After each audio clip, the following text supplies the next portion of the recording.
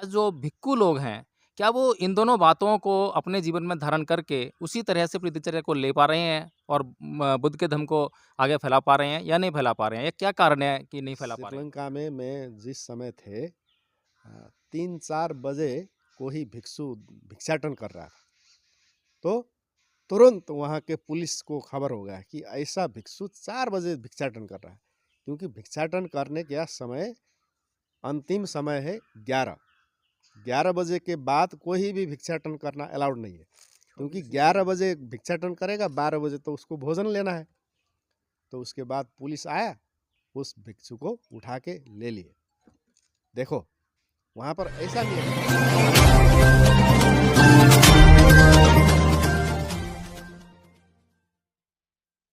जय भीम, नमो बुद्ध साथियों। साथियों, आप देख रहे हैं एनवी न्यूज़ 24/7 और आज हम हैं नेपाल में।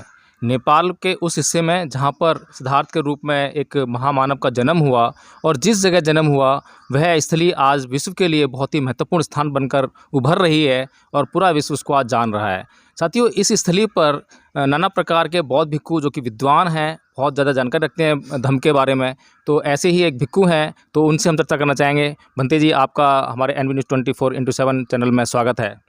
अच्छा, भंते जी, आपका नाम क्या है? भंते सागर धम्म।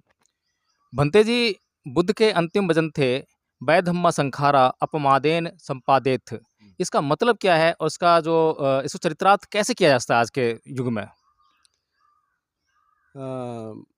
जो भी लौकिक धर्म होता है वो अनित्य होता है।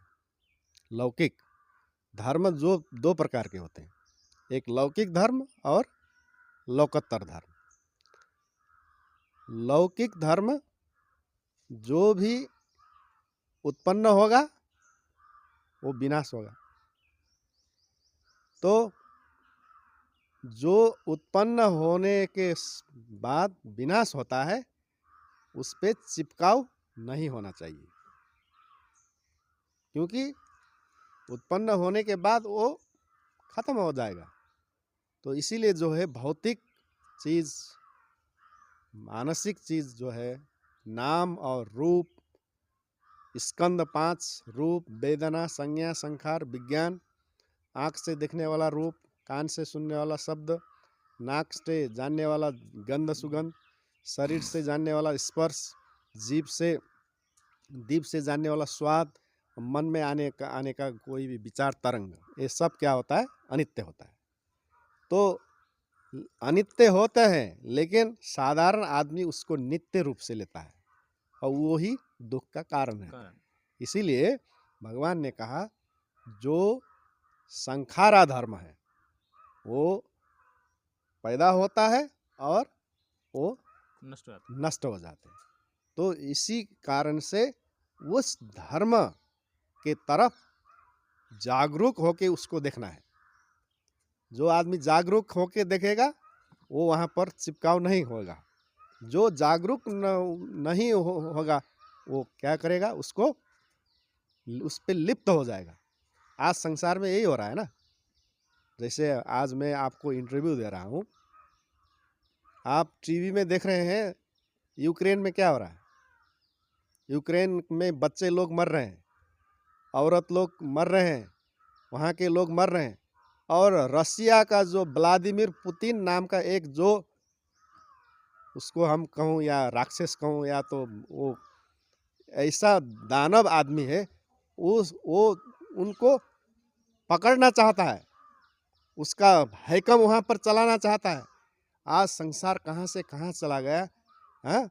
लेकिन आज हम समझ नहीं सकते हैं कि ऐसे मतलब आक्रमण होगा एक सार्वभौम राष्ट्र में।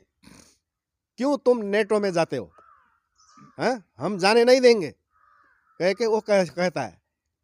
तो इसका मतलब क्या है कि वो लोग इस संसार को भय धम्मा संखारा अपमादेन संपादित, उसका ठीक विपरीत वो लोग जा रहे हैं कि हम यहाँ सारे मतलब वो यहाँ रहेंगे। ये रसिया जो है ये सदा वो ये देश होगा हमारा वर्चस्व होगा, नेटो, यहाँ पर वारसा, ये लोग ऐसे मतलब वो चला रहे हैं संसार में। इसीलिए शांति नहीं है। जिस आदमी को धर्म का ज्ञान होगा उसी को शांति मिलेगा। धर्म का ज्ञान नहीं होने वाला आदमी को कैसे मतलब शांति मिलेगा? उसको शांति नहीं मिलेगा। भंते जी, जो बुद्ध के अंतिम वचन थे, वै धम्मा संखारा अपमादेन संपादेत, और बुद्ध ने यही भी कहा है कि पमादो अमत पदंग पमादो मचनु पदंग अपमता न मियंती ये पमता यथा मता। तो इन दोनों बातों में कुछ समानता है क्या? हाँ, तो अंतिम में उन्होंने भय धम्मा संखारा अपमादेन संपादेथ, अंतिम में ये कहा। तो अपमादे अमतो पदम, जो आदमी अप्रमाद, हाँ, जो आदमी प्रमाद है, जो आदमी की होश नहीं है, स्मृति नहीं है, सती नहीं है, वो आदमी तो अभी भी मर चुका जैसा है। उसके लिए कोई विशेष जो व्यक्ति मृत्यु नहीं। प्रमादी है, हाँ, आलस्य हाँ, से सहित है, हाँ, आलस्य करने वाला है, हाँ, वे व्यक्ति जो है मरे हुए के समान है। समान है। इसी तरह से बुद्ध के जो अंतिम वचन थे हाँ, कि वै धम्मा संखारा, सभी संस्कार जो हैं वय होने वाले हैं, नष्ट होने वाले नष्ट हैं। होने वाले। इसलिए उसमें राग और द्वेष उत्पन्न नहीं होने देना नहीं चाहिए, होने देना। और अपमादेन संपादित, संपादित, और सभी हाँ। कार्यों को जो है अप्रमादी होकर उसको जो है संपादित करने के लिए हाँ। बोला बुद्ध ने। तो तो जो ये गाथा है, इसमें मतलब जो है क्या इसमें आपस में जो है मेल है? नहीं, इसके सार में दूसरा दोनों का एक ही है। दोनों का मतलब है कि जो आदमी अप्रमाद होता है, जो सती में अखंड रूप से बैठता है, जिसके पास योनिसो मनस्कार होता है, वो मृत्यु से बाहर होता है। भंते जी, मेरा पूछने का अभिप्राय ये था कि जो आज संसार में बौद्ध धर्म का प्रचार प्रसार नहीं हो पा रहा है, क्योंकि पीछे आपने एक चर्चा की थी जिसमें कि बाबा साहेब के बारे में बताया।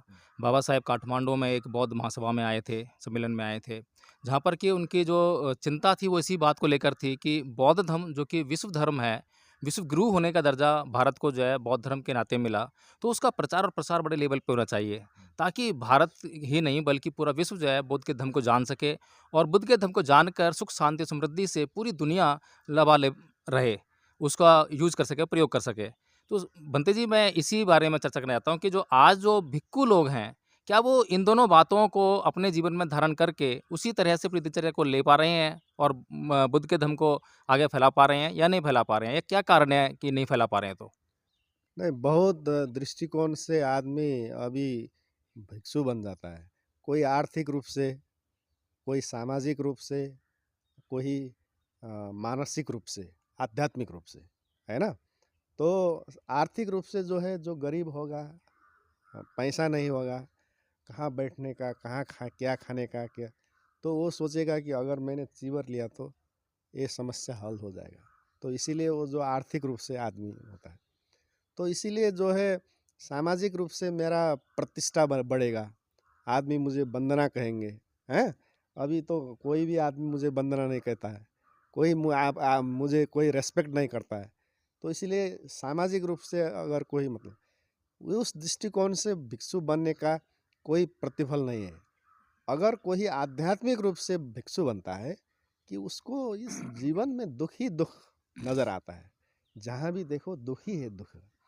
अरे इस दुख में, इस दुख से मेरा अंत कैसे होगा? तो उसी दृष्टिकोण से अगर कोई भिक्षु बनता है तो वो ऐसे छोटे मोटे चीज से वो लालुप्त नहीं होगा, चिपकाव उसमें नहीं होगा, तो वो धम्म का मतलब धारण करने में आगे बढ़ेगा।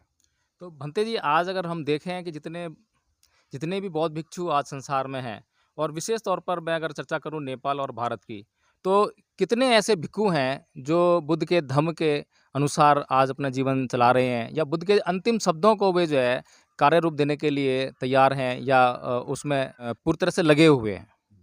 इसमें क्या है कि इस जो अंतिम में मैंने कहा कि दुख को देख के उसका दुख का निवारण के लिए जो भिक्षु बनते हैं, उनका जो संख्या है वो कम है। हाँ, भगवान बुद्ध के समय में भी कम था, अभी भी कम है। लेकिन चीवरदारी तो लेकिन हमें बहुत सारे मिलते हैं। सीवरधारी तो बहुत सारे मिलेंगे। कोई राजनीति करते हैं, कोई पॉलिटिक्स करते हैं, कोई बिजनेस करते हैं, कोई क्या करते हैं, लेकिन जो सार धम्म का अपनाने जो भिक्षु लोग हैं वो बहुत कम है। तो जैसे मैंने आपको अभी आगे बताया था कि हीरा मोती जो है वो जहाँ भी नहीं मिलता है। ये पत्थर जो है ना, जहाँ भी आपको मिलेगा ये पत्थर, यहाँ भी देखो वो पत्थर यहाँ पर पड़ा है।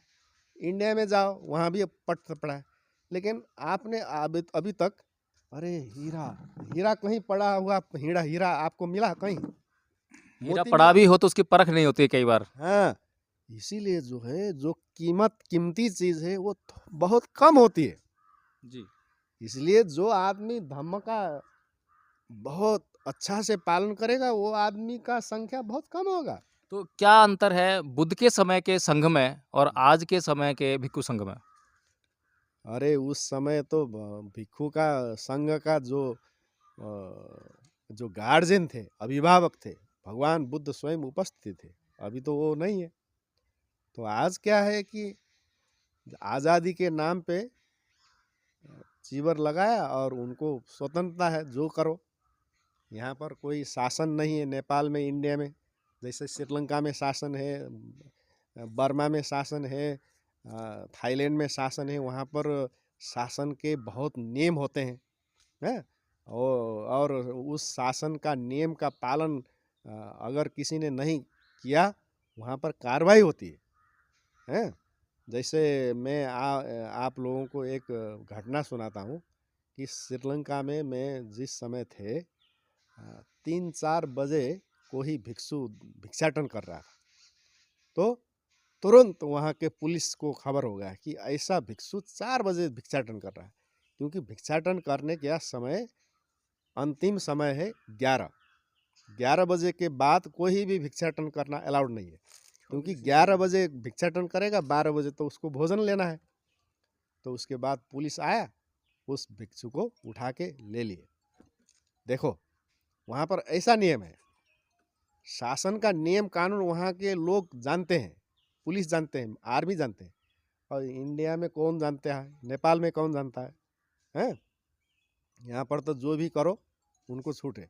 तो इसीलिए जो है शासन यहाँ पर नहीं है। उस समय में ही शासन चला गया श्रीलंका में, बर्मा में। भंते जी, एक अंतिम प्रश्न कि बुद्ध के शासन को पूरी दुनिया में फैलाने के लिए आपके प्रयास जो हमारे दर्शकों को आप बताएंगे। और देखिए हमारे प्रयास तो जैसे अंतर्राष्ट्रीय एक जगह पे हम लुम्बिनी में बैठे हैं, जैसे आप जैसे लोग आते हैं, कोई धम्म का बात हम करते हैं, ये भी तो प्रयास है ना, है ना? सबसे बड़ा प्रयास तो तो यही है। इसीलिए एक बैग ऐसे ले लिया और उसके बाद धम्म प्रचार करता हूँ कह के अब हम कहाँ जाएंगे? हैं? लोग कहते हैं कि इसका दिमाग ठीक नहीं है। तो यहाँ पर ऐसे अंतर्राष्ट्रीय एक जगह पे बैठ के आदमी को सही बात बताना, यही तो धम्म का प्रचार है। बहुत बहुत धन्यवाद भंते जी। मेरा चैनल, आपका चैनल, समाज का चैनल, देश का चैनल NV News 24/7 को आप लाइक करें, सब्सक्राइब करें और ज़्यादा से ज़्यादा इसकी वीडियो को शेयर करें ताकि हर खबर को मैं आप तक आसानी से पहुंचा सकूं।